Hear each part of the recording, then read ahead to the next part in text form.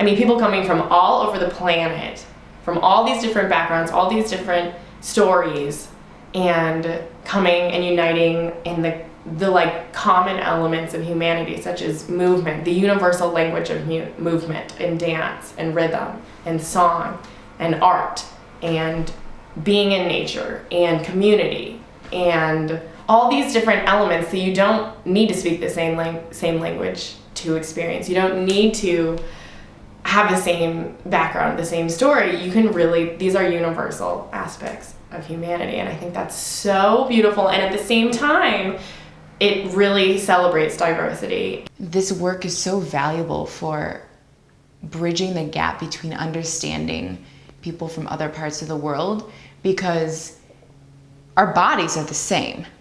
Our bodies are our bodies. We all are given this like flesh to experience, you know, humanity in. The circumstances are so different, but we can find common ground by talking about the experience of what it's like to be in these bodies. And I think that's a huge tool for peace. It's beautiful to be going through my own personal experience, which I may not have in the past thought could relate or be so similar to people from other cultures.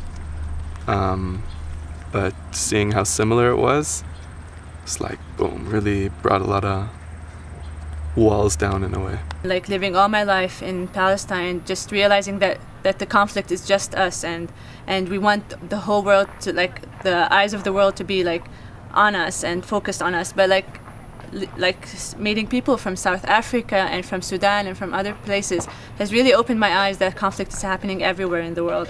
Like no one really knows here in this part of the world know what is suffering in the Middle East. And when I saw that, like, there is different kind of suffering. So both intense, maybe there it's like now more, but both have it. I want everyone to be aware of what's happening in the whole world and not just where they are, because where you are is like the whole world. We're all a part of it, and we should just all take care of it. I really saw how important it is to have that global connection, so that people from, you know, different communities don't feel like they're alone, and that they have resources in other parts of the world that they can draw upon. I never thought I would meet anybody from Israel, from South Africa. It's just that I just never thought, you know. I thought I know in my heart that I have something that could change the world. Spending time with people like the white people, because I haven't like spent time with the white people. It's my first time like sitting with them, like spending time with them, sleeping in their house, sharing the same food as they're eating. It's like, okay, fine, we have some different cultures, but like inside of us, like everything's the same inside. I don't know, but so much people are very close to everyone. All 60 people are very close to us. Especially this African, I felt they are like my blood. I don't know how to say. Everyone, all of them, every country people I felt this time, they are very, very touched us. I had a really good experience with them.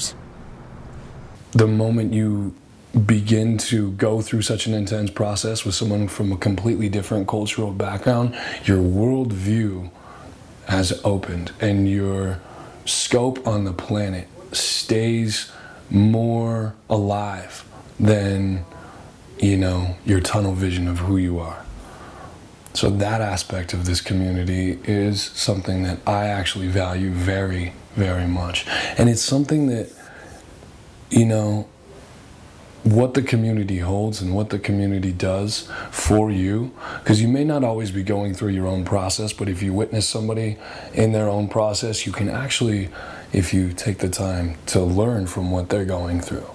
So it's almost as if it's like a constant learning curve through the experience of others. So the fact that community is there and the fact that it's from so many different varieties helps expand your worldview and, you know, essentially open your mind. So it's beautiful. It's beautiful.